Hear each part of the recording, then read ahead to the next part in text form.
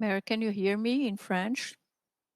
Just send a message through WhatsApp. There's no point in keeping on connecting and disconnecting if no one is streaming anything or if I'm not hearing anything.